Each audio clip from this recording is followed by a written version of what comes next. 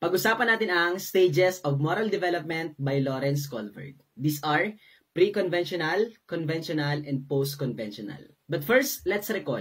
Ano muna sir ang pinagkaiba ng ethics and morality? Kasi halos pareho silang dalawa. Simple lang. Pag sinabi natin ethics, that is the study of right or wrong. Ibig sabihin ng pag-aaral ng tama at mali, ang tawag doon ay ethics. But the real-life application of ethics, ang tawag doon ay morality. Ibig sabihin, kapag yung ethics, yung mga natutunan mo sa ethics, in-apply mo na sa totoong buhay, nagiging na siyang morality. Because the real-life application of ethics, ang tawag doon ay morality. Next one, bakit po ba yan sir tinawag na stages of moral development? Bakit sir may word na stages? Simple lang.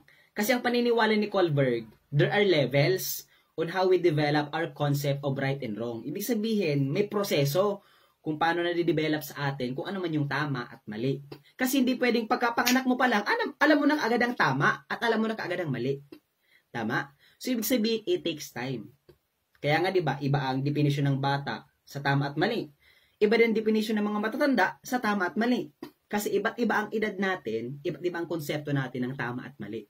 So, may proseso. Kaya merong stages of moral development. May mga levels on how we develop the concept of right and wrong. Gets ba yung teachers? Sige, pag-usapan natin ang 3 levels of moral development. Ano yung 3 levels? The pre-conventional, conventional, at post-conventional. Tandaan mo lang, sa bawat isang level, tigda 2 stages. So in total, merong 6 stages ang moral development. Ito yung 6 na yugto para mabuo natin ang konsepto ng tama at mali. First level, pre-conventional. Ano po? O pag sinabi nating pre-conventional, nangyayari po ito sa mga batang maliliit. Ano? O tandaan mo lang, pag sinabi nating pre-conventional, ang bata dito ay selfish.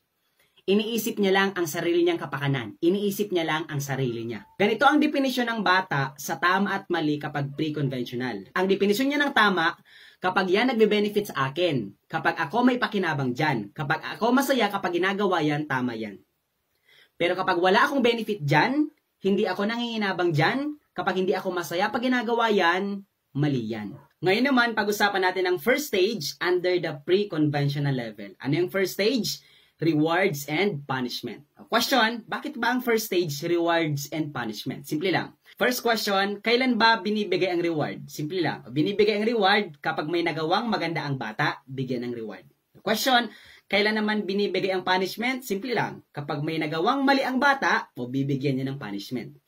Ibig sabihin sa first stage, ang konsepto ng bata sa tama at mali ay pag binigyan ako ni mami ng reward, tama yon. Kailangan kong ulitin yon kasi binibigyan ako ng reward. Pero kapag binigyan ako ni mami ng punishment, ay kailangan hindi ko na ulitin kasi mali yung ginawa ko. O kapag tama yung ginawa ko, bibigyan ako ng reward. Pero kapag may mali akong ginawa, bibigyan ako ng punishment.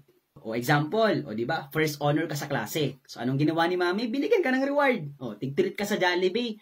Pinasaya ka, binusog ka. Di ba po? Binigyan ka ng reward kasi may achievement ka. Kaya ang mindset ng bata, gagalingan niya ulit sa next grading period. Kasi pala maganda kapag honor ako sa school.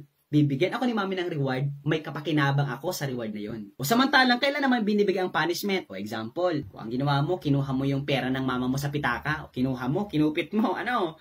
So, ang ginawa ng mama mo, pinagalitan ka, sinigawan ka. So, kaya ang konsepto mo ngayon, hindi mo na ulit yung gagawin kasi mali pa lang magnakaw. Ano po? So, mali pala yun kasi may punishment na naman pag ginawa mo yun. Ano po? So, nadidevelop yung konsepto mo ng mali. O simple lang. Kaya nga, di ba, ang first stage, rewards and punishment. Kasi kapag maganda ang ginawa ng bata, o bibigyan siya ng reward. So, nadidevelop ang konsepto na tama pala ang ginagawa niya. Kaya lang, pag may nagawang mali ang bata, o bibigyan ng punishment. Ano po? Kasi mali ang ginawa niya, o binigyan siya ng punishment. Nadidevelop naman ang konsepto ng mali. Next stage, number 2, mutual benefit. Ano po? So, dito, ang bata pa rin selfish kasi under pa rin siya ng pre-conventional. Ano po? So, example ng mutual benefit, papahiramin kita ng laruan ko, pero papahiramin lang kita pag pinahiram mo din ako ng laruan mo. O another example sa mga babae, may Barbie doll ako. Gusto mo bang makahiram ng Barbie doll? Sige, pwede. Pero papahiramin lang kita nito pag pinahiram mo din ako ng Snow White mo. O ganun ang konsepto niya ng tama at mali, mutual benefit. O tama na nagbibigay ako. Pero dapat kapag nagbigay ako, bigyan niya din ako. Hindi pwede ako lang nagbibigay tapos wala akong nakukuha sa kanya. O kaya ito si Sophie, pwede ko maging friend. Kasi pag binigyan ko ng pagkain, binibigyan niya din ako. Pag pinahiram ko siya ng laruan, pinahiram niya din ako. Ay, pwede ko siya maging friend. Pero ito si Alondra, di ko to pwede maging friend. Kasi kapag pinahiram ko ng laruan, di niya man ako pinapahiram ng laruan niya. Ang damot niyan eh. O basta ganito lang ang tatandaan mo kapag pre-conventional. Sa pre-conventional, ang bata selfish. Egocentrism, iniisip niya lang ang sarili niyang kapakanan. Ano po? Sa unang stage, rewards and punishment. Kailan binibigay ang reward? Pag may nagawang maganda ang bata, bigyan ng reward. Ibig sabihin ng konsepto ng bata, pag binigyan siya ng reward, tama yon. Pero kailan naman binibigay ang punishment? Kapag may nagawang mali ang bata. O pag may nagawang mali ang bata, bigyan ng punishment. Para hindi na ulitin ng bata. Para ma-develop sa kanya ang konsepto ng mali at maiwasan niya ang mga mali. Gets ba, teachers? Second stage, mutual benefit. O tama na magbigay siya sa iba. Pero dapat may makukuha din siya pabalik kasi selfish pa rin ang bata. Gets ba, teachers? Second level, conventional. O question, sir, bakit po ba yan, sir, tinawag na conventional? O simple lang, from the word convention. O ano bang meron sa convention center? O diba ang nasa convention center? Mga tao na nag-uusap-usap. So in short, ang conventional, social norms. Ibig sabihin kung anong sinasabi ng ibang tao, yun ang tama para sa bata. O ganito ang pinagkaiba ng dalawa. Ano? Yung pre-conventional kasi, ang reference point ng bata ay yung sarili niya.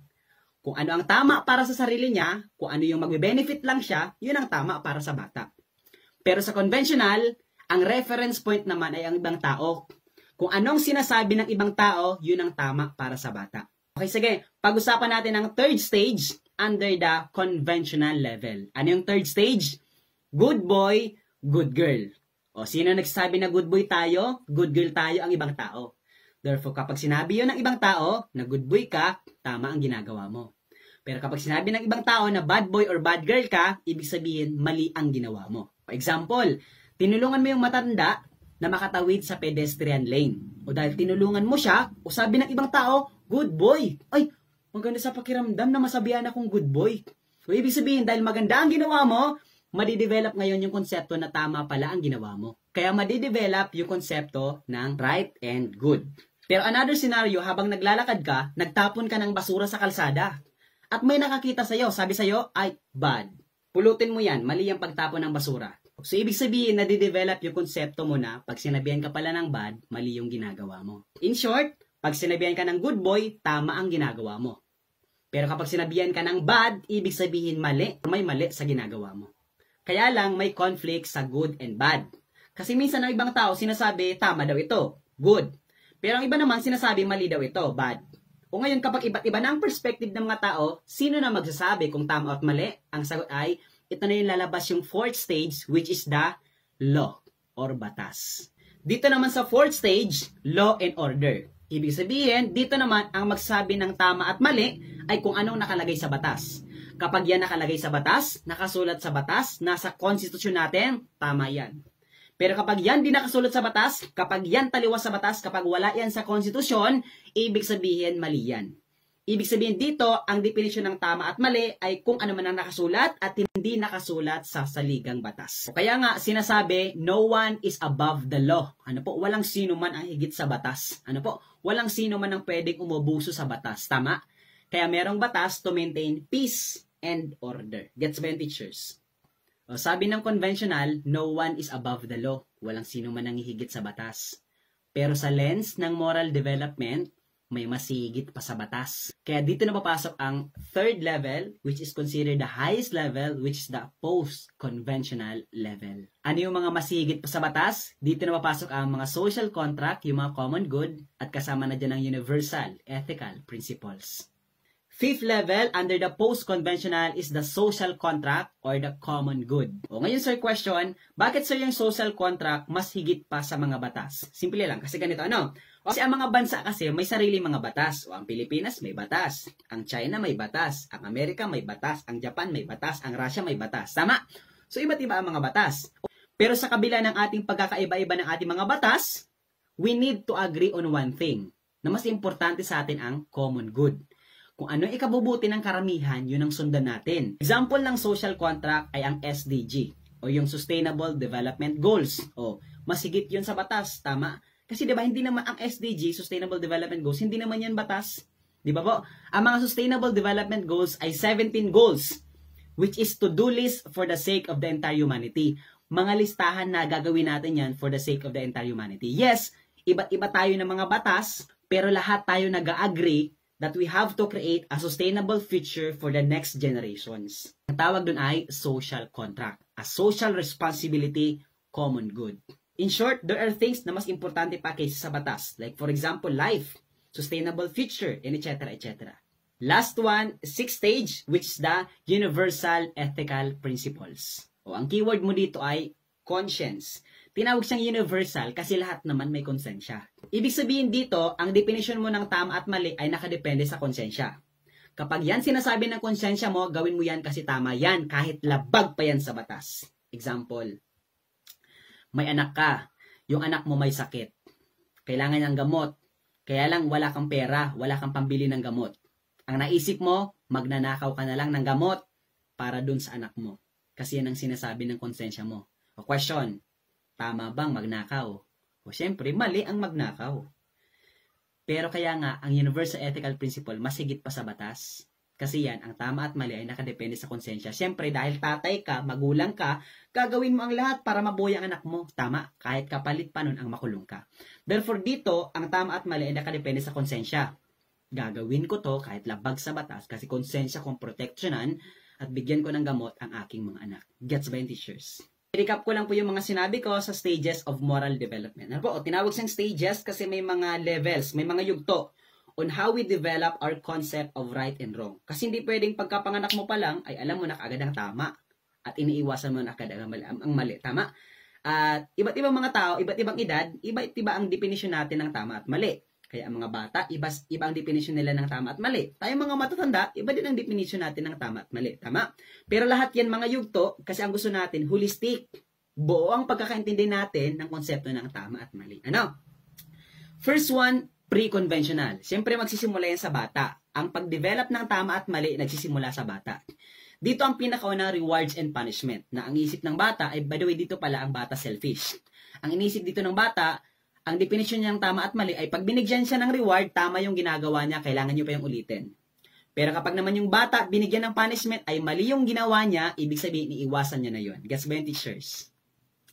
Samantalang, ang second stage naman is the mutual benefit. O ang tama naman para sa kanya, ay kapag nagbigay ako, kasi tama naman magbigay, ay dapat bigyan din ako. Kasi yung bata, selfish pa rin. Tama? So, ganoon naman ang definition niya ng tama at mali. Gets? Next one, conventional naman. Ano? Conventional level. O tinawag siyang conventional kasi ito, social norms. So, ang pinagkaiba ng pre-conventional sa conventional, so sa pre-conventional, ang reference point ng bata yung sarili niya. Kung ano lang yung makakapagpapasaya sa kanya, ano lang yung may-benefit niya, yan ang tama. Pero ang conventional naman, ang reference point ng bata ay yung ibang tao. Kung anong sinasabi ng ibang tao na tama, ay yun yung tama at yun ang gagawin niya. Pag sinabi ng ibang tao na mali yan, ay iwasan niya yun kasi sinabi ng tao na mali. Third stage, under the conventional, yung tinatawag natin na good or bad. Good boy, good girl, bad boy, bad girl.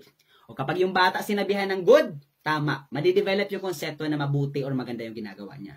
Pero kapag naman yung bata sinabihan ng bad, ibig sabihin madidevelop naman yung konsepto na mali ang ginagawa niya. Ano pa? And next one, isa pang magsasabi na kung tama or mali ang ginagawa ay ang batas. Kapag yan nakasulat sa batas, sinasabi ng batas, tama yan. Pag wala yan sa batas, diyan sinasabi ng batas, mali yan. Guess ba yung teachers? Pero ganito, sinasabi, no one is above the law. Pero sa lens ng moral development, may mas higit pa sa batas. Ano po? Ano yung mas higit pa sa batas? The post-conventional. Ano yung mga post-conventional? Dalawa, social contract, and then the universal ethical principles. Ano yung social contract? Common good. Ano po? Kasi tama naman, di ba? Magkakaiba tayo ng mga batas. Pero sa kabila ng ating pagkakaiba-iba ng batas, ang mga bansa, di ba? So, we need to agree on one thing. Ano yung mas importante? Ang ikabubuti ng karamihan. Example nga niyan ay SDGs. Ano po? And next one, universal ethical principles. Masigit pa to sa batas. Bakit konsensya? Universal kasi lahat naman may konsensya. Dito ang tagline niya, gagawin ko ito kasi ito sinasabi ng konsensya ko kahit pa yan labag sa batas. Gets ba yung teachers? Ano po? So, yan ang buong konsepto ng moral development. Ano po? Pero sa theory ni Lawrence Kohlberg, hindi daw lahat nakakaabot sa post-conventional. Others would say na ang karamihan nakakaabot lang sa conventional. Ano po? So, more on laws. Ano po? So, although highest siya, pero hindi lahat nakakaabot sa post-conventional. Ano po? Okay, yun na muna ang pag-uusapan natin sa gabing ito. Ano po? So, grabe, sobrang haba pala ng konsepto ng moral development. So, yan. Sana natuto ka at kung nakaabot ka sa parte ng video ito, paki-like naman po ng aking video and then paki-share naman and then sana natuto ka. Ano po? And then kung baguhan ka sa page ng Sir Nestor, paki-comment naman kung taga saan ka para alam ko kung hanggang saan na reach ng video ito. Yun lang. Thank you very much everyone and God bless. Bye-bye!